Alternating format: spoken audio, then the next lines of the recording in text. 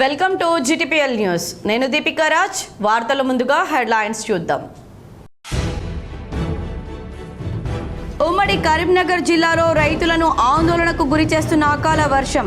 రాత్రి కురిసిన వర్షంతో పలు చోట్ల తడిసిన ధాన్యం, ఆవేదనతో ఆందోళన చెందుతున్న రైతన్నలు. వేములవాడ టెంపుల్ డెవలప్మెంట్ పై రాజకీయం. అభివృద్ధి పేరుతో ఆలయాన్ని మూసివేయొద్దంటూ వేములవాడ బంద్ సంపూర్ణం, అభివృద్ధికి సహకరించాలని కాంగ్రెస్ ప్రచారం. భక్తులకు మెరుగైన సౌకర్యాలు కల్పించేందుకు ప్రభుత్వం రాజన్న ఆలయాన్ని విస్తరించి అభివృద్ధి పనులు చేపడుతుంది. రాబోయే 1000 ఏళ్లకు ఉపయోగపడే విధంగా అభివృద్ధి చేయాలని నిర్ణయించాం. ఆలయ ఈవో వినోద్ రెడ్డి వెల్లడి. CBSE 10-12వ తరగతుల ఫలితాల్లో ఆల్ఫోర్స్ విశేష ప్రతిభ. జాతీయ స్థాయిలో అగ్రస్థానంలో నిలిచిన పలువురు విద్యార్థులు. సరస్వతి పుష్కరాలకు సర్వం సిద్ధం. రేపటి నుంచి 26 వరకు పుష్కరాలు. కాళేశ్వరం వద్ద రేపు పుష్కర స్నానం చేయనున్న సీఎం. అకాల వర్షం ఉమ్మడి కరీంనగర్ జిల్లాలో రైతులను ఆందోళనకు గురి చేస్తుంది. రాత్రి కురిసిన వర్షానికి పలుచోట్ల ధాన్యం తడిసి అన్నదాతలు రోడ్డెక్కే పరిస్థితి ఏర్పడింది. ఆరుగాలం శ్రమించే అన్నదాతలను అకాల వర్షాలు ఆగం చేస్తున్నాయి. వారం రోజుల క్రితం కురిసిన వర్షంతో కోలుకొని రైతులను మరోసారి అకాల వర్షం ఆవేదనకు గురి చేస్తుంది. ఉమ్మడి జిల్లా వ్యాప్తంగా పలుచోట్ల కొనుగోలు కేంద్రాల్లో ధాన్యం తడిసి ముద్దైంది. తంగలపల్లి మండలం జిల్లేల గ్రామంలో కొనుగోలు కేంద్రంలో రైతులు ఆరబోసిన అధికారులు కొనుగోలు చేసిన ధాన్యం తడిసిపోయింది. వడ్ల తూకం వేయడంలో నిర్లక్ష్యం చేస్తున్నారని, తూకం వేసిన ధాన్యం బస్తాలను సకాలంలో తరలించకపోవడంతో వర్షానికి తడిసిపోతున్నాయని రైతులు ఆవేదన వ్యక్తం చేశారు. 10 రోజులు గడిచినా తరలించేందుకు లారీలు లేకపోవడంతో ధాన్యం బస్తాల కింద చెదలు పట్టి ధాన్యం పాడవుతుందని, వర్షానికి తడిసిపోతుందని రైతులు తెలిపారు. తడిసిన ధాన్యం వెంటనే ఎలాంటి కోతలు లేకుండా తరలించాలని డిమాండ్ చేశారు. కొనుగోలు వేగవంతం చేసి జాప్యం లేకుండా మిల్లులకు తరలించాలని, లేనిచో ఆందోళన చేపట్టక తప్పదని రైతులు హెచ్చరించారు. తిరుపతి రెడ్డి జిల్లాలో మేము వరి కోతలు స్టార్ట్ అయ్యి 2 నెలలు అవుతుంది. నెల 15 రోజుల ఈ సెంటర్లో వడ్లు పోసి నెల 15 రోజుల నుంచి కాంటలు అవ్వట్లేదు. ఈ సెంటర్లో జోకుడు స్టార్ట్ చేయమంటే అసలే స్టార్ట్ చేయాలి. స్టార్ట్ చేసినాక వారం రోజులు తర్వాత అన్ని సెంటర్లో స్టార్ట్ అయినా వారం రోజులకి ఇంట్లో స్టార్ట్ అయినాయి. ఆ స్టార్ట్ అయినా ఒకరోజు ఒక లారీ రావట్లేదు, ఒకళ్ళు పట్టించుకునేటోళ్ళు లేరు. ఈ మొన్న స్టార్ట్ చేసినాక మా వడ్లు జోకి కరెక్ట్ ఇవ్వడానికి 10 రోజులు అవుతున్నాయి. 10 రోజుల నుంచి సంచులు అక్కడనే ఉన్నాయి. ఆ 10 రోజుల నుంచి సంచులు అక్కడనే ఉన్నాయి, ధాన్యం అక్కడనే. దక్షిణ కాశీగా పేరొందిన వేములవాడ శ్రీ రాజరాజేశ్వర స్వామి ఆలయం అభివృద్ధిపై రాజకీయం కలకలం సృష్టిస్తోంది. ఆలయ అభివృద్ధి పేరుతో గుడిని మూసివేస్తే ఊరుకోమని ఆలయ పరిరక్షణ సమితి హెచ్చరిస్తూ వేములవాడ బంద్కు పిలుపునిచ్చారు. కోరిన కోరికలు తీర్చే కోడెముక్కుల వేములవాడ రాజన్న ఆలయం విస్తరణ అభివృద్ధి పనులపై నీడలు కమ్ముకున్నాయి. 76 కోట్లతో రాబోయే 1000 ఏళ్లకు సరిపడు ఆలయాన్ని విస్తరించి అన్ని హంగులతో అభివృద్ధి చేయాలని ప్రభుత్వం నిర్ణయించి 76 కోట్లు కేటాయించింది. సీఎం రేవంత్ రెడ్డి చేతుల మీదుగా 5 మాసాల క్రితం పనులకు శ్రీకారం చుట్టారు. వచ్చే జూన్ 15 నుంచి పనులు పూర్తి స్థాయిలో చేపట్టాలని సూత్రప్రాయంగా నిర్ణయించారు. రాజన్న ఆలయంలో నిత్య కైకర్యాలు నిర్వహిస్తూనే భక్తులకు దర్శనాలు మాత్రం భీమన్న గుడిలో కల్పించాలని సంకల్పించారు. అందుకు ఇటీవల శృంగేరి పీఠాధిపతుల అనుమతిని తీసుకుని పనులు చేపట్టేందుకు కార్యాచరణ రూపొందిస్తున్నారు. ఆలయం అభివృద్ధి పేరుతో జూన్ 15 నుంచి రాజన్న గుడిని మూసివేస్తారనే ప్రచారం జోరందుకుంది. గుడిని మూసివేస్తే భక్తుల రద్దీ తగ్గి స్థానిక వ్యాపారులు ఉపాధి కోల్పోయే అవకాశం ఉండడంతో గుడిని మూసివేయొద్దనే డిమాండ్ను తెరపైకి తీసుకొచ్చారు. వేములవాడ వర్తక వ్యాపారస్తులు, అన్ని కుల సంఘాలు రాజకీయాలకు అతీతంగా ఆలయ పరిరక్షణ సమితిగా ఏర్పడి గుడిని మూసివేయొద్దంటూ వేములవాడ బంద్కు పిలుపునిచ్చారు. బంద్కు బీజేపీ నాయకులు సంఘీభావం ప్రకటించి ప్రత్యక్షంగా బంద్లో పాల్గొనడంతో వర్తక వ్యాపార సంస్థలు, హోటళ్లు సంపూర్ణంగా బంద్ పాటించాయి. భక్తులు, ఆర్టీసీ బస్సులు తప్ప వేములవాడలో అన్ని బంద్ ఉండడంతో ఐక్యతను చాటారు. ఆలయ అభివృద్ధికి తాము వ్యతిరేకం కాదంటూనే అభివృద్ధి పేరుతో ఆలయాన్ని మూసివేయడం, విగ్రహాలను కదిలించాలని చూస్తే ఊరుకోబోమని హెచ్చరిస్తున్నారు. రాజన్న గుడిలో జరగాల్సిన కోడెమొక్కులు, అన్నపూజ, కళ్యాణం భీమన్న గుడిలో నిర్వహిస్తామనడం సమంజసం కాదంటున్నారు బీజేపీ నాయకులు. ప్రతాప రామకృష్ణతో పాటు స్థానికులు పాల్గొన్నారు. దేవాలయ అభివృద్ధి పేరు మీద రాజన్న దేవాలయాన్ని అభివృద్ధి చేస్తామని కాంగ్రెస్ పార్టీ చెప్తా ఉంది. దీంట్లో ఎక్కడ కూడా ఓ నిబద్ధత లేదు. అసలు ఎన్ని కోట్లు ఈ దేవాలయం డెవలప్మెంట్కి శాంక్షన్ అయినాయి, అవి ఎక్కడ నిధులేసిండ్రు, ఏ అకౌంట్ ఉన్నాయి ఇక్కడ చెప్పడం లేదు. మళ్ళీ అదే కాక దాదాపు 15 రోజుల క్రితం ఆ ప్రిన్సిపల్ సెక్రటరీ గారు, కమిషనర్ గారు, ఇక్కడ చీఫ్ విప్ గారు ఒక క్లియర్గా చెప్పారు పేపర్కు, జూన్ 15 నుంచి మేము పనులు ప్రారంభిస్తాం, మొదలు పెడుతున్నాం అనేది. మరి మా డిమాండ్ కూడా ఇది కేవలం పార్టీలకు అతీతంగా జరుగుతున్న కార్యక్రమం ఇది. ఆలయ అధికారులు అర్చకులు మాత్రం భక్తులకు మెరుగైన సౌకర్యాలు కల్పించేందుకు ప్రభుత్వం రాజన్న ఆలయాన్ని విస్తరించి అభివృద్ధి పనులు చేస్తుందని స్పష్టం చేశారు. శృంగేరి పీఠాధిపతుల అనుమతి ఆలయ అర్చకుల సూచనలతో రాబోయే 1000 ఏళ్లకు ఉపయోగపడే విధంగా అభివృద్ధి చేయాలని నిర్ణయించడం జరిగిందని ఆలయ ఈవో వినోద్ రెడ్డి తెలిపారు. అందరి ఆమోదయోగంతో ఆర్కిటెక్ట్ వారిచే ప్లాన్ ఫైనల్ కాబోతుందని, త్వరలోనే ప్రజల ముందుకు ఆలయ డీటెయిల్డ్ ప్రాజెక్ట్ రిపోర్ట్ పెడతామని స్పష్టం చేశారు. ఆలయ అర్చకులు సైతం జరిగే అభివృద్ధిని స్వాగతిస్తున్నారు. భక్తులకు ఇబ్బందులు లేకుండా కేవలం ఉత్సవ విగ్రహాలను మాత్రమే మంచి ముహూర్తాన భీమన ఆలయంలో పెట్టి భక్తులకు దర్శనం కల్పించాలని మాత్రమే నిర్ణయించామని, ఇంకా ఫైనల్ కాలేదని స్పష్టం చేశారు. అలాగే ఈ యొక్క ఇబ్బందులన్నీ కూడా మేము గమనించి అర్చక బృందంతో మేము మన ప్రభుత్వ వైపు గారులో స్థానిక ఎమ్మెల్యే గారు కూడా వారు కూడా చర్చించడం జరిగింది. ఈ యొక్క పరిస్థితులను అధిగమించి భక్తులకు మెరుగైన సదుపాయాలు కల్పించాలి అని చెప్పి అర్చక బృందంతో చర్చించిన మీద వాళ్ళు కూడా నిజమే అని చెప్పి ఈ యొక్క దేవాలయాన్ని విస్తరించండి, తర్వాత ఈ భక్తులకు మెరుగైన సదుపాయాలు కల్పించండి, క్యూ కాంప్లెక్స్లు నిర్మించండి. ఈ రకం మనకు షిరిడి సాయిబాబా మందిరంలో చూడండి ఎంత పెద్ద క్యూ లైన్ ఉంది, ఎంత పెద్ద మనకు క్యూ కాంప్లెక్స్ ఉంది. తర్వాత త్రియంబకేశ్వర ఆలయంలో అక్కడ పెద్ద క్యూ కాంప్లెక్స్ ఏర్పాటు చేశారు. ప్రతిపత్తయే జగత పితరో వందే పార్వతీ పరమేశ్వరవు. ఆలయంలో ఎన్నో రకములైనటువంటి రూపాలయాలు ఉన్నాయి. మరి స్వామివారు పూర్వం 79లో జరిగినటువంటి నిర్మాణ క్రమంలో శ్రీ శ్రీ అభినవ తీర్థ స్వామివారు కూడా ఏవి తీయాలో ఏవి తీయొద్దు అనే నిర్ణయం చేసిన తర్వాతనే అప్పుడు నిర్మాణ కార్యక్రమాన్ని చేపట్టడం జరిగింది. ఇప్పుడు కూడా శ్రీ శ్రీ శ్రీ యదుశేఖర భారతీ స్వామివారు మరియు మహాస్వామివారు వారి యొక్క నేపథ్యంలో, వారి యొక్క దిశానిర్దేశం మేరకు, వారి యొక్క సలహాల మేరకు, వారి సూచనల మేరకు మాత్రమే ఇక్కడ ఆలయంలో ఉండేటువంటి నిర్మాణ కార్యక్రమాలన్నీ కూడా, విస్తరణ కార్యక్రమాలన్నీ కూడా జరుగుతాయి అనేటువంటి విషయాన్ని వారు మాకు సహృదయంతో సెలవిచ్చారు, ఆశీస్సులు కూడా అందజేశారు. సిబిఎస్ఈ 10వ తరగతి 12వ తరగతి ఫలితాల్లో ఆల్ఫోర్స్ విద్యాసంస్థల విద్యార్థులు విశేష ప్రతిభ కనబరిచారు. జాతీయ స్థాయిలో పలువురు విద్యార్థులు అగ్రస్థానంలో నిలిచారు. సిబిఎస్ఈ 10-12 తరగతుల్లో ఉత్తమ ఫలితాలు సాధించి రాష్ట్ర జాతీయ స్థాయిలో అగ్రస్థానంలో నిలిచిన విద్యార్థులను ఆల్ఫోర్స్ విద్యాసంస్థల చైర్మన్ నరేందర్ రెడ్డి పేరెంట్స్ సమక్షంలో అభినందించారు. 10వ తరగతి ఫలితాల్లో 500 మార్కులకు మొహమ్మద్ షహనాజ్ తబస్సుం జాతీయ స్థాయిలో 497 మార్కులు సాధించడమే కాకుండా జిల్లా స్థాయిలో అగ్రస్థానంలో నిలవడం చారిత్రాత్మకమని తెలిపారు.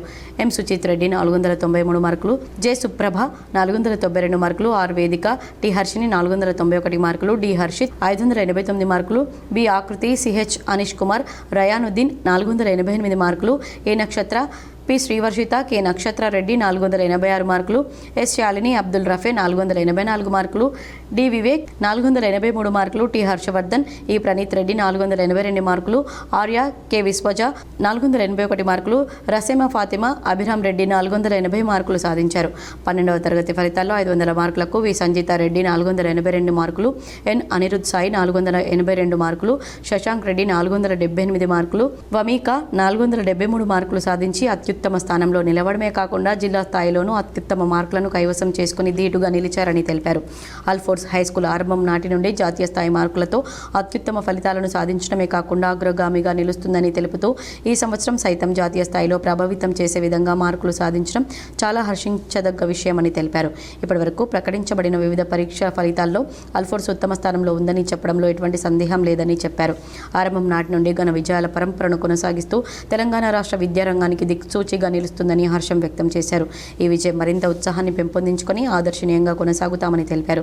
అటు విద్యార్థులు సైతం క్రమ పద్ధతిలో యాజమాన్య సూచనలు పాటిస్తూ చదువుకోవడం వల్లే అత్యుత్తమ ఫలితాలు సాధించామని తెలిపారు. గ్రేడ్ 12 సిబిఎస్ఈ ఫలితాల్లో మరి ఆల్ఫోర్స్ మరోసారి సంచలనమైన మార్కులతోటి కరీంనగర్ గడ్డ మీద కనీవిని ఎరిగిన మార్కులతోటి సంచలనం సృష్టించింది. గ్రేడ్ 12లో చూసుకున్నట్లయితే 482 మార్కులపైన ఇద్దరు చిన్నారులు అనిరుద్ సాయి అండ్ సంజితారెడ్డి మరి పీసీఎంలో హయ్యెస్ట్ స్కోర్ తీసుకొని రావడం జరిగింది. అలాగే బైపీసీలో శశాంక్ రెడ్డి అనే అబ్బాయి 478 మార్కులు తీసుకుని రావడం జరిగింది. మరి వాళ్ళందరూ కూడా ఒకవైపు ఐఐటీ నీట్ సీరియస్గా ప్రిపేర్ అవుతూ కూడా అన్ని మార్కులు జస్ట్ 1 మంత్ ప్రిపరేషన్ ఆఫ్ 12లో అంత అద్భుతమైన ప్రభావం చూపించారు. వాళ్ళందరూ కూడా మరి సండే ఐఐటీ అడ్వాన్స్ బాగా రాయాలని కోరుకుంటున్నాను. అలాగే రాబోయే నీట్లో కూడా మరి వీళ్ళందరూ కూడా మంచి రిజల్ట్ సాధిస్తారని ఆశాభావంతో ఉన్నాం. రాష్ట్రంలో మహాప్రముఖ పుణ్యక్షేత్రాల్లో ఒకటైన కాళేశ్వర ముక్తీశ్వర పుణ్యక్షేత్రం సరస్వతి పుష్కరాలకు సిద్ధమైంది. జయశంకర్ భూపాలపల్లి జిల్లా కాళేశ్వరంలో ఈ నెల 15 నుంచి 26 వరకు సరస్వతి నది పుష్కరాలు వైభవంగా జరగనున్నాయి. ఈ రాత్రి నుంచే పుష్కర కాలం ప్రారంభమవుతుంది. ప్రారంభ సూచిక తోగుట పీఠాధిపతి మాధవనంద స్వామి సరస్వతి నదికి ప్రత్యేక పూజలు నిర్వహించి పుష్కర స్నానం ఆచరిస్తారు. రేపు ఉదయం సీఎం రేవంత్ రెడ్డితో పాటు మంత్రులు శ్రీధర్ బాబు, సీతక్క, కొండా సురేఖ, వార్షిక పుష్కరాల్లో పాల్గొంటారు. అందుకు అధికారులు విస్తృత ఏర్పాట్లు చేశారు. తెలంగాణతో పాటు ఏపీ, ఛత్తీస్గఢ్, మహారాష్ట్ర, కర్ణాటక నుంచి భక్తులు పెద్ద సంఖ్యలో హాజరు కానున్నారు. ప్రతిరోజు దాదాపు 1,00,000 మంది భక్తులు వస్తారని అధికారులు భావిస్తున్నారు. దీనికి తగినట్లుగా ఏర్పాట్లు చేస్తున్నారు. దక్షిణ భారతంలో ఒక్క కాళేశ్వరంలోనే సరస్వతి పుష్కరాలు జరుగుతూ ఉండడం విశేషం. ధాన్యం కొనుగోళ్లను వేగవంతం చేయాలని, రైతులకు ఇబ్బంది లేకుండా కొనుగోలు చేయాలని జగిత్యాల జిల్లా కలెక్టర్ సత్యప్రసాద్ సంబంధిత అధికారులను ఆదేశించారు. జగిత్యాల మండలం చల్గల్, మోరపల్లి, బాలపల్లి గ్రామాల్లో ధాన్యం కొనుగోలు కేంద్రాలను కలెక్టర్ సత్యప్రసాద్ సందర్శించి పరిశీలించారు. నాణ్యత గల ధాన్యాన్ని త్వరగా తూకం వేసి మిల్లులకు తరలించాలని సూచించారు. అకాల వర్షాల నేపథ్యంలో ధాన్యం తడవకుండా తగు జాగ్రత్తలు తీసుకోవాలని ఆదేశించారు. తూకం వేసిన ధాన్యాన్ని త్వరగా మిల్లులకు తరలించి రైతులకు సకాలంలో డబ్బులు పడేలా చూడాలన్నారు. ధాన్యం కొనుగోలులో జాప్యం చేసినా రైతులకు ఇబ్బంది కలిగించిన చర్యలు తీసుకోక తప్పదని హెచ్చరించారు. భూభారతి కింద నిర్వహిస్తున్న రెవెన్యూ సదస్సులను సద్వినియోగం చేసుకోవాలని రాజన్న సిరిసిల్ల జిల్లా కలెక్టర్ సందీప్ కుమార్ ఝా సూచించారు. భూభారతి కింద రెవెన్యూ సదస్సుల్లో భాగంగా రుద్రంగి మండలాన్ని పైలట్ ప్రాజెక్ట్ కింద ఎంపిక చేయగా ఆయా గ్రామాల్లో సదస్సులు కొనసాగుతున్నాయి. ఈ సందర్భంగా రుద్రంగి మండల పరిధిలోని దేగవత్ తాండాలో రెవెన్యూ సదస్సును కలెక్టర్ ఆకస్మికంగా తనిఖీ చేశారు. దరఖాస్తుల స్వీకరణను పరిశీలించారు. అనంతరం ప్రజల భూ సమస్యలను అడిగి తెలుసుకున్నారు. భూ సమస్యల పరిష్కారానికి భూభారతి చట్టం తీసుకువచ్చిందని కలెక్టర్ తెలిపారు. అనంతరం గైదిగుట్ట తాండాలో కొనసాగుతున్న ఇంద్రమ్మ ఇండ్ల పనులను కలెక్టర్ పరిశీలించారు. ఇంద్రమ్మ ఇండ్లు మంజూరు అయిన లబ్ధిదారులు త్వరితగతిన పనులు పూర్తి చేసుకోవాలని సూచించారు. పైలట్ ప్రాజెక్టు కింద ఎంపికైన తాండాలో 44 ఇండ్లు మంజూరయ్యాయని, 23 ఇండ్లు వివిధ దశల్లో ఉన్నాయని తెలిపారు. హుజరాబాద్ నియోజకవర్గంలో 5,000 దళిత బంధు లబ్ధిదారులకు వెంటనే 2వ విడత నిధులు విడుదల చేయాలని కరీంనగర్ కలెక్టర్ను ఎమ్మెల్యే పాడి కౌశిక్ రెడ్డి కోరుతూ వినతి పత్రాన్ని సమర్పించారు. తెలంగాణ రాష్ట్రానికి గర్వకారణంగా నిలిచిన దళిత బంధు పథకాన్ని ప్రారంభించిన తెలంగాణ తొలి సీఎం కేసీఆర్ హుజరాబాద్ నియోజకవర్గంలో 18,000 మంది లబ్ధిదారులకు 10 లక్షల చొప్పున మంజూరు చేశారని తెలిపారు. ఇప్పటివరకు 13,000 మందికి నిధులు విడుదలై వారు తమ యూనిట్లను ఏర్పాటు చేశారని, మిగిలిన సుమారు 5,000 మంది లబ్ధిదారులు ఎదురు చూస్తున్నారని తెలిపారు. వారి ఖాతాల్లో పైసలు జమ అయినప్పటికీ వాటిని ఫ్రీజ్ చేయడంతో ఆర్థికంగా ఇబ్బందులు ఎదుర్కొంటున్నారని తెలిపారు. వేములవాడ రాజన్న ఆలయ అభివృద్ధిపై రాజకీయ విమర్శలు కలకలం సృష్టిస్తూ సర్వత్రా చర్చనీయాంశంగా మారిన నేపథ్యంలో ప్రభుత్వ విప్ వేములవాడ ఎమ్మెల్యే ఆది శ్రీనివాస్ వివరణ ఇచ్చారు. వేములవాడ ఆలయం అభివృద్ధి సందర్భంగా ఆలయం మూసివేయడం, బంద్ చేయడం జరగదని స్పష్టం చేశారు. ప్రతినిత్యం మూల విరాట్కు నిత్య కైకర్యాలు జరుగుతాయని తెలిపారు. అభివృద్ధి పనులు జరుగుతున్న సమయంలో భక్తులకు మాత్రమే భీమన్న ఆలయంలో దర్శనాలు కల్పించడం జరుగుతుందన్నారు. శృంగేరి పీఠాధిపతులు అనుమతితో అర్చకుల సూచనల మేరకు అభివృద్ధి పనులు భక్తులకు సౌకర్యాలు కల్పించడం జరుగుతుందని తెలిపారు. అభివృద్ధి పనులను బీజేపీ, బీఆర్ఎస్ నాయకులు రాజకీయం చేయడం సమంజసం కాదన్నారు. క్లారిటీ ఇస్తాం. ఇంకా ఏ రోజు లోపల ఈ దేవాలయం సన్నిధిలో ఆలయాన్ని విస్తరి చేసేసి భక్తులకు ఏ విధంగా మళ్ళీ దర్శనానికి సంబంధించినటువంటి అవకాశాలు కల్పిస్తామని. కానీ ఇక్కడ ఆలయ మూసివేత అంటూ ఉండదు, ఆలయ బంధు అనేది ఉండదు. ప్రతినిత్యం మూల విరాట్కు ఉపదేవాలయం ఉన్నటువంటి వారికి ప్రతినిత్యం బ్రాహ్మణోత్తముల చేత ప్రభుత్వం పక్షాన దేవాదాయ శాఖ తరఫున యథావిధిగా మరి కైంకర్యాలు కానివ్వండి, పూజలు కానివ్వండి, వాటిని రకరకాలకు సంబంధించినటువంటి స్వామివారికి నివేదించేటువంటి. పెద్దపల్లి జిల్లా ఓదెల మండలం మడక గ్రామంలో రాత్రి కురిసిన గాలివాన బీభత్సం సృష్టించింది. పెద్దపల్లి జిల్లా ఓదెల మండలం మడక గ్రామంలో కరెంట్ వైర్ తెగిపడడంతో వేల్పుల రాజకుమరయ్యకు చెందిన 11 గొర్రెలు, 14 మేకలు మృతి చెందాయి. 5 లక్షల వరకు నష్టం వాటిల్లినట్లు బాధితుడు తెలిపారు. పెద్దపల్లి మాజీ ఎమ్మెల్యే టీఆర్ఎస్ నాయకులు దాసరి మనోహర్ రెడ్డి ఘటనా స్థలాన్ని సందర్శించి పరిశీలించారు. బాధితుడిని పరామర్శించారు. మూగజీవాల మృతితో ఆర్థికంగా నష్టపోయానని రాజకుమరయ్య ఆవేదన వ్యక్తం చేయగా ప్రభుత్వం వెంటనే బాధితులకు తగిన పరిహారం చెల్లించి ఆదుకోవాలని మనోహర్ రెడ్డి కోరారు. నైట్ గాడి బుధవారం లేచి మా అన్నయ్య మేకల మీద మేలుగా పడి 15 మేకలు 11 గొర్రెలు చనిపోయిన ఆదుకోవాలని కోరుతున్నాము. 5 లక్షల నష్టమైంది మాకు, మమ్మల్ని ఆదుకోవాలని కోరుతున్నాము.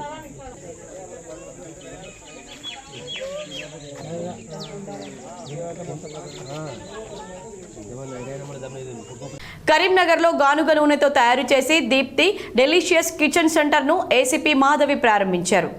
డైటీషియన్ దీప్తి రజిత ఆధ్వర్యంలో ఏర్పాటు చేసిన కిచెన్ను ప్రారంభించి పోషకాలతో కూడిన నాణ్యమైన ఆహారం అందించడం అభినందనీయమన్నారు. ఆరోగ్యంపై శ్రద్ధ చూపేవారు నాణ్యమైన పోషకాహారం తీసుకోవాలని సూచించారు. మనం తినే ఆహారంతో మన ఆరోగ్యం ఆధారపడి ఉందన్నారు. ప్రజల ఆరోగ్యాన్ని దృష్టిలో ఉంచుకొని దీప్తి డెలిషియన్ కిచెన్స్ ప్రారంభించడం అభినందనీయమన్నారు. ఆరోగ్యానికి సంబంధించిన అన్ని రకాలుగా పోషకాలతో కూడిన టిఫిన్స్ దొరుకుతాయని నిర్వాహకులు తెలిపారు. ఇందులో వాడే అన్ని పదార్థాలు నాణ్యమైనవి, స్వచ్ఛమైనవిగా ఉంటాయని, ఉదయం సాయంత్రం పూట అందుబాటులో కిచెన్ ఉంటుందని నిర్వాహకులు తెలిపారు.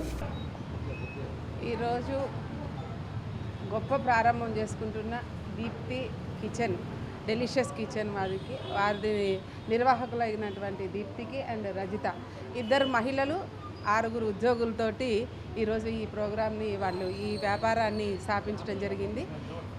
దీని అందరికీ చూడగానే మనందరికీ ఫస్ట్ కిచెన్ చూస్తే అర్థమవుతుంది, ఇక్కడ హైజెనిక్ ఉంది, 90% ప్లాస్టిక్ ఫ్రీ ఉంది, అది మనం మెచ్చుకోదగ్గది. అదేవిధంగా దీప్తి ఢిల్లీ, ఆమె ఆల్రెడీ డైటీషియన్ కాబట్టి మెదక్ జిల్లాలో ఘోర రోడ్డు ప్రమాదం జరిగింది. సంఘటనకు సంబంధించిన వివరాలు ఈ విధంగా ఉన్నాయి. మెదక్ జిల్లా కౌడిపల్లి మండలం వెంకట్రావుపేట సమీపంలో కారు బైక్ను ఢీకొట్టింది. నిద్రమత్తులో అజాగ్రత్తగా డ్రైవర్ కారు నడపడంలో బైకును ఢీకొట్టాడు. బైక్పై ఉన్న ఇద్దరు రమేష్, లక్ష్మణ్లు గాల్లో ఎగిరిపడ్డారు. కారు డ్రైవర్ వేణుమాధవ్కు గాయాలయ్యాయి. ముగ్గురిని సమీపంలోని ఆసుపత్రికి తరలించారు. ప్రమాదం దృశ్యాలను మరో కారులో ఉన్నవారు చిత్రీకరించారు. లైవ్ విజువల్స్ ఇప్పుడు వైరల్గా మారాయి. కరీంనగర్ కుర్మవాడ బాల భక్తాంజనేయ ఆలయంలో ప్రత్యేక పూజలు నిర్వహించారు. కరీంనగర్లోని కురుమవాడ బాల భక్తాంజనేయ ఆలయంలో హనుమాన్ దీక్షాపరులు ప్రత్యేక పూజలు చేపడుతున్నారు. గత 13 రోజులుగా స్వాములు అభిషేకాలతో పాటు హనుమాన్ చాలీసా భజనలతో ఆలయ ప్రాంగణమంతా భక్తి పారవశ్యంలో మునిగిపోయింది. అర్బన్ బ్యాంక్ మాజీ డైరెక్టర్ డి సంపత్ ఆధ్వర్యంలో దీక్షాపరులకు 14వ రోజు హనుమాన్ దీక్షాపరులకు భిక్ష కార్యక్రమం చేపట్టారు. మంగమ్మ తోటకు చెందిన పొద్దుటూరి నాగేందర్, పొద్దుటూరి రాజేందర్, పొద్దుటూరి మహేందర్లు మెడికల్ రంగంలో పనిచేస్తున్నారు. వీరు నేటి భిక్షకు దాతలుగా వ్యవహరిస్తున్నారు. ఈ నెల 10వ తేదీ నుండి పెద్ద హనుమాన్ జయంతి వరకు కొత్త జైపాల్ రెడ్డి కూరగాయల దాతగా వ్యవహరిస్తున్నారని చెప్పారు. దాతలకు సకల సౌఖ్యాలు కలగాలని, ఆరోగ్యాలతో కలకాలం జీవించేలా ఆంజనేయ స్వామి ఆశీర్వదించాలని డి సంపత్ ఆకాంక్షించారు. సుమారు 180 మంది హనుమాన్ దీక్షాపరులకు భోజనం అందించామని చెప్పారు. ఈ కార్యక్రమంలో బాలభక్తాంజనేయ స్వామి ఆలయ అర్చకులు చింతల రమేష్, జాతరకొండ శ్రీనివాస్, సంతాశోక్, శ్రీ రామోజీ శ్రీధర్, వడమల్ల సతీష్, వెంగళ శ్రీనివాస్, ఇంజపురి ప్రవీణ్, మల్లేశం శ్రీనివాస్, పెద్దిగట్టయ్య, భాను పాల్గొన్నారు. లోక్సభ, అసెంబ్లీలకు ఒకేసారి ఎన్నికలు చేపట్టడం వల్ల దేశానికి లాభమే తప్ప నష్టం లేదని బీజేపీ కరీంనగర్ జిల్లా అధ్యక్షులు గంగాడి కృష్ణారెడ్డి అన్నారు. ఒక దేశం ఒక ఎన్నిక అంశంపై BJP one nation one election Karimnagar జిల్లా కన్వీనర్ సాయిని మల్లేశం, కో కన్వీనర్లు మాడ వెంకటరెడ్డి, వాసల రమేష్ల ఆధ్వర్యంలో కరీంనగర్లో మేధావులతో సమావేశం నిర్వహించారు. ఈ సమావేశంలో పాల్గొన్న పలువురు మేధావులు వన్ నేషన్ వన్ ఎలక్షన్పై తమ అభిప్రాయాలను తెలియజేశారు. ఈ సందర్భంగా బీజేపీ జిల్లా అధ్యక్షుడు కృష్ణారెడ్డి మాట్లాడుతూ, కేంద్ర రాష్ట్ర ప్రభుత్వాలు ఎన్నికలు ఒకేసారి నిర్వహిస్తే సమయం ఆదాతో పాటు 2 సార్లు ఎన్నికలు జరగకుండా వారంతా పరిపాలనపై దృష్టి పెట్టడానికి అవకాశం ఉంటుందన్నారు. అలాగే కేంద్ర రాష్ట్ర ప్రభుత్వాల పథకాల అమలుకు తరచూ ఎన్నికలు కూడా అడ్డంగా మారడం కూడా తగ్గుతుందన్నారు. ఒకేసారి ఎన్నికలు నిర్వహించడం వల్ల ఓటర్ల పోలింగ్ శాతం కూడా గణనీయంగా పెరుగుతుందన్నారు. ముఖ్యంగా స్వాతంత్ర్యం వచ్చిన తర్వాత 1967 వరకు దేశంలోని అన్ని రాష్ట్రాలకు లోక్సభకు ఒకేసారి ఎన్నికలు జరిగేవని, ఆ తర్వాత కొన్ని రాష్ట్రాల అసెంబ్లీలు రద్దు కావడం, 1970లో ఏడాది ముందే లోక్సభ రద్దు చేయడంతో ఈ విధానం మారిపోయిందన్నారు. 1983లో ఎన్నికల కమిషన్ మరోసారి జమిలీ ఎన్నికల ప్రతిపాదనను తెరపైకి తెచ్చిందని, 1999లో లా కమిషన్ నివేదిక ఒకే దేశం ఒకే ఎన్నిక విధానాన్ని లేవనెత్తినా అది ఆచరణలోకి రాలేదన్నారు. రాష్ట్రాల అసెంబ్లీలకు లోక్సభ ఎన్నికల కోసం కేంద్ర ప్రభుత్వం భారీగా ఖర్చులు చేస్తుందని, వేర్వేరు సమయాల్లో ఎన్నికలు నిర్వహించడం వల్ల జరుగుతున్న భారీ ఖర్చులను అరికట్టడానికి, ప్రజాధనాన్ని వృధా కాకుండా ఎన్నికల నిర్వహణలో సమూల మార్పులు చేపట్టడానికి జమిలీ ఎన్నికలను తీసుకురావాల్సిన అవసరం ఉందని కేంద్ర ప్రభుత్వం గుర్తించి ఆ దిశగానే 2016లో ప్రధానమంత్రి నరేంద్ర మోడీ జమిలీ ఎన్నికల ఆలోచనలను ప్రతిపాదించారనే విషయాన్ని గుర్తు చేశారు. ప్రభుత్వం అందిస్తున్న శిక్షణలు, పథకాలను సద్వినియోగం చేసుకుని మహిళలు ఆర్థికంగా బలోపేతం కావాలని కరీంనగర్ జిల్లా కలెక్టర్ పమేలా సత్పతి సూచించారు. కరీంనగర్ జిల్లా తిమ్మాపూర్ ఎల్ఎండి కాలనీలోని దుర్గాబాయి దేశ్ముఖ్ మహిళా శిశు వికాస కేంద్రంలో 20 మంది మహిళలకు ఎలక్ట్రికల్ ఆటో డ్రైవింగ్లో గత నెల 12 నుండి ఇస్తున్న శిక్షణ కార్యక్రమాన్ని కలెక్టర్ పరిశీలించారు. మహిళా సాధికారత లక్ష్యంగా ఆర్థికంగా బలోపేతం కావాలన్న ఉద్దేశంతో విభిన్నంగా ఎలక్ట్రికల్ ఆటో డ్రైవింగ్లో శిక్షణ ఇస్తున్నామని తెలిపారు. ఈ ఆటోలను పైసా ఖర్చు లేకుండా నడుపుకోవచ్చని, తద్వారా రోజువారీ ఆదాయం సంపాదించవచ్చన్నారు. ముఖ్యంగా పాఠశాల విద్యార్థులను ఆటోలో తీసుకెళ్లడం ద్వారా మహిళలు నికర ఆదాయం పొందవచ్చని సూచించారు. జీవన ప్రమాణానికి పెరుగుతున్న ఖర్చులకు అనుగుణంగా సంపాదించడం అవసరమైన ఈ రోజుల్లో స్వయం ఉపాధి మహిళలకు ఎంతగానో ఉపకరిస్తుందని తెలిపారు. మహిళా ఆటో డ్రైవర్లు నిర్దిష్ట గమ్యాన్ని సురక్షితంగా చేరవేరుస్తారని తెలిపారు. ఇదివరకే కరీంనగర్లో ఎన్నో సంవత్సరాలుగా ఆటో డ్రైవింగ్ వృత్తిలో రాణిస్తున్న పలువురు మహిళా ఆటో డ్రైవర్లు ప్రజల నుండి ప్రశంసలు అందుకుంటున్నారని తెలిపారు. శిక్షణ విజయవంతంగా పూర్తయిన తర్వాత మహిళలు ఆటోలు కొనుగోలు చేసేందుకు రుణ సదుపాయం కల్పించే ఏర్పాట్లు చేస్తామన్నారు. రాబోయే రోజుల్లో మరిన్ని బృందాలకు ఎలక్ట్రికల్ ఆటో రంగంలో శిక్షణ ఇవ్వనున్నట్లు తెలిపారు. ఈ కార్యక్రమంలో మహిళా ప్రాంగణం జిల్లా మేనేజర్ సుధారాణి, రాజకిషన్ రెడ్డి, బజాజ్ కంపెనీ మేనేజర్లు అనిల్ కుమార్, నాగరాజు పాల్గొన్నారు. వైద్య రంగంలో కృత్రిమ మేధస్సు వినియోగం క్రమంగా పెరుగుతోంది. దీని సాయంతో వ్యక్తుల బయోలాజికల్ ఏజ్తో పాటు క్యాన్సర్ రోగుల జీవితకాలం ఎంత ఉందో తెలుసుకోవచ్చని అమెరికాకు చెందిన మాస్ జనరల్ బ్రిగమ్ పరిశోధకుల అధ్యయనంలో తేలింది. డీప్ లెర్నింగ్ ఆల్గోరిథంతో కూడిన ఫేస్ ఏజ్ అనే AI టూల్తో సాధారణ సెల్ఫీని స్కాన్ చేయడం ద్వారా వ్యక్తుల జీవన సంబంధం, వయస్సు, ఎంతకాలం జీవిస్తారనే విషయాన్ని తెలుసుకోవచ్చని వెల్లడైంది. అధ్యయనంలో భాగంగా క్యాన్సర్తో బాధపడుతున్న 6,000 మంది రోగుల ఫోటోలను ఫేస్ ఏజ్ AI టూల్తో స్కానింగ్ చేశారు. వారి బయోలాజికల్ ఏజ్ సాధారణమైన వ్యక్తుల వయస్సు కంటే 5 ఏళ్లు తక్కువగా ఉన్నట్లు గుర్తించారు. వివరాలు ది లాన్సెట్ డిజిటల్ హెల్త్లో ప్రచురితమయ్యాయి. ఫేస్ ఏజ్ AI టూల్తో క్యాన్సర్ రోగుల జీవ సంబంధ వయసుతో పాటు వారు చికిత్సకు ఎలా స్పందిస్తారో తెలుసుకోవచ్చని, తద్వారా మెరుగైన చికిత్స అందించవచ్చని వైద్య నిపుణులు చెబుతున్నారు. సాధారణ వ్యక్తుల కంటే క్యాన్సర్ బాధితులకు 5 ఏళ్లు పెద్దవాళ్ళలా కనిపిస్తారని పరిశోధనలో తేలింది. ఉదాహరణకు ఒక వ్యక్తి ప్రస్తుత వయసు 65 ఏళ్లు, బయోలాజికల్ వయసు 10 ఏళ్లు ఉన్నట్లయితే చికిత్స అందించి అతని జీవితకాలాన్ని పెంచేందుకు అవకాశం ఉంటుందని ఈ అధ్యయనంలో తేలింది. ఇది మన దేహంలో జరిగే జీవక్రియల తీరును, కణాల స్థితిని సూచిస్తుంది. శరీరంలో కణాలు, అవయవాలు ఎలా పనిచేస్తున్నాయో అంచనా వేస్తుంది. ఇది వయసుతో సంబంధం ఉన్న వ్యాధులు, శారీరక క్షీణత ప్రమాదం గురించి తెలుసుకునేందుకు దోహదపడుతుంది.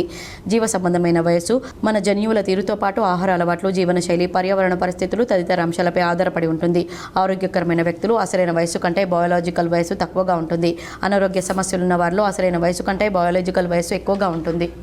హైదరాబాద్ మెట్రో రైల్ 2వ దశ మలిభాగం దాదాపు 19,000 కోట్ల రూపాయల అంచనాలతో రూపుదిద్దుకుంటుంది. 3 మార్గాల్లో 86.5 కిలోమీటర్ల ప్రతిపాదించారు. JBS మేడ్చల్, JBS షామీర్పేట్, శంషాబాద్ విమానాశ్రయం టు ఫ్యూచర్ సిటీ మార్గాలను ఇందులో చేర్చారు. దీనికి సంబంధించిన సమగ్ర ప్రాజెక్టు నివేదికలను ప్రభుత్వ ప్రధాన కార్యదర్శి నేతృత్వంలోని Hyderabad airport metro limited board ఇటీవల ఆమోదం తెలపడంతో నివేదిక తాజాగా ప్రభుత్వానికి చేరింది.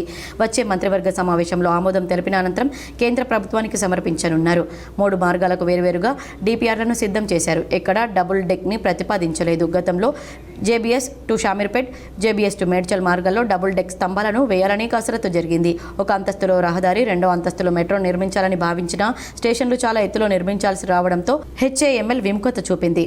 JBS నుంచి కార్ఖానా, ఆల్వాల్, హకీంపేట, తూక్ముట్ట, షామీర్పేట్ వరకు 22 కిలోమీటర్ల మెట్రో ప్రతిపాదించారు. Hakimpet air force station runway రహదారి పక్కనే ఉండడం, ఎలివేటెడ్కు రక్షణ సంస్థ అభ్యంతరం తెలపడంతో ఇక్కడ సుమారు 1.5 కిలోమీటర్ల వరకు భూగర్భంలోంచి మెట్రోను ప్రతిపాదించారు. రన్వే కింద నుంచి మెట్రో వెళ్లేలా డిజైన్ చేశారు. JBS నుంచి తాడ్బండ్, బోయిన్పల్లి, సుచిత్ర, కోంపల్లి మీదుగా మేడ్చల్కు 24.5 కిలోమీటర్ల మేర మెట్రోను ప్రతిపాదించారు. ఎయిర్పోర్ట్ అథారిటీ ఆంక్షలతో ఈ మార్గంతో పాటు షామీర్పేట్ ట్రాక్లు కూడా JBS నుంచి ప్రస్తుతం ఉన్న కారిడార్ కన్నా తక్కువ ఎత్తులో వెళతాయి.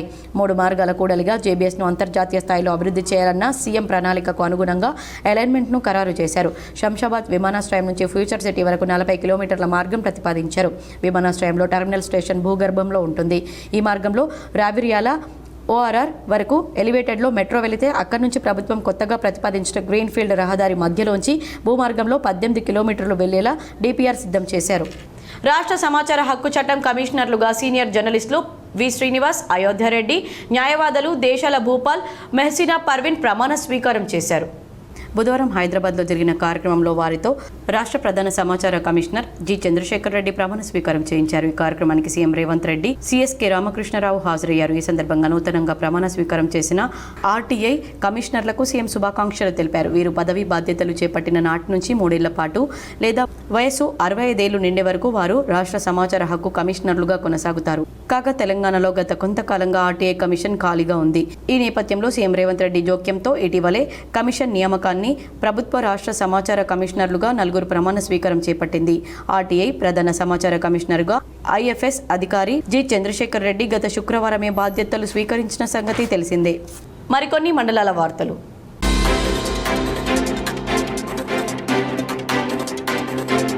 ఓవైపు ఆలయ పరిరక్షణ సమితి ఆధ్వర్యంలో వేములవాడ బంద్ జరుగుతుంటే మరోవైపు ఆలయ అభివృద్ధికి సహకరించాలని కాంగ్రెస్ కరపత్రాలతో ప్రచారం సాగించింది. భక్తుల మనోభావాలకు అనుగుణంగానే ఆలయాన్ని అభివృద్ధి చేయడం జరుగుతుందని కాంగ్రెస్ నాయకులు వేములవాడ ప్రజలకు వివరించే ప్రయత్నం చేస్తున్నారు. బంద్లో పాల్గొనవద్దని, అభివృద్ధికి సహకరించాలని వ్యాపారస్తులను కోరారు. హిందూ ప్రజల భావాలపై రాజకీయం చేయడం సమంజసమా అని ప్రశ్నించారు. రాజన్న ఆలయాన్ని అభివృద్ధి చేయాలని డిమాండ్ చేశారు. ఈ దేవాలయాన్ని అడ్డుకుంటాం, ఈ దేవాలయం అభివృద్ధి అయితే బీసీ బిడ్డకు పేరత్తది, బీసీ నాయకునిపై అగ్రవర్ణాల ఆధిపత్య పోరు, మరి దాని మీద జీర్ణించుకోలేక ఈ దేవాలయం అడ్డుకుంటుండ్రు. అయ్యా ప్రజలు, ప్రజాస్వామిక వాదులారా, ఆధ్యాత్మిక భక్తులారా, రోజుకు ఈ దేవాలయానికి 1,00,000 మంది వస్తున్నారు. తరతరాలుగా ఈ రాష్ట్రం నుంచే కాకుండా అనేక రాజులు వచ్చే ఈ దేవస్థానం మరి అభివృద్ధి కావద్దా? గత 10 సంవత్సరాల ముఖ్యమంత్రి ఉన్నప్పుడు కేసీఆర్ ఈ దేవాలయానికి 100 కోట్లు ఇస్తా, ఈ దేవాలయం పూర్తి స్థాయిలో గొప్పగా చేస్తా అని చెప్పి అన్నప్పుడు మరి ఈ నాయకులకు ఏమైంది? అప్పుడు ఎందుకు ధర్నా చేయలే? అప్పుడు ఎందుకు అంగిలాగు చింపుకోలే? వార్తలు ముగించే ముందు హెడ్లైన్స్ మరోసారి. ఉమ్మడి కరీంనగర్ జిల్లాలో రైతులను ఆందోళనకు గురి చేస్తున్న అకాల వర్షం. రాత్రి కురిసిన వర్షంతో పలుచోట్ల తడిసిన ధాన్యం, ఆవేదనతో ఆందోళన చెందుతున్న రైతన్నలు. వేములవాడ టెంపుల్ డెవలప్మెంట్ పై రాజకీయం.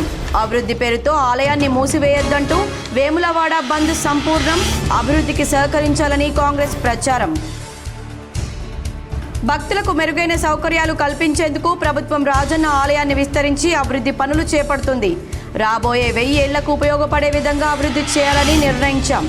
ఆలయ ఈవో వినోద్ రెడ్డి వెల్లడి. సిబిఎస్ఈ 10-12వ తరగతుల ఫలితాల్లో ఆల్ఫోర్స్ విశేష ప్రతిభ. జాతీయ స్థాయిలో అగ్రస్థానంలో నిలిచిన పలువురు విద్యార్థులు. సరస్వతి పుష్కరాలకు సర్వం సిద్ధం. రేపటి నుంచి 26 వరకు పుష్కరాలు. కాళేశ్వరం వద్ద రేపు పుష్కర స్నానం చేయనున్న సీఎం. ఈ వార్తలు ఇంతటితో సమాప్తం. తిరిగి ప్రసారమయ్యే వార్తల్లో మళ్ళీ కలుద్దాం. అంతవరకు చూస్తూనే ఉండండి మీ GTPL.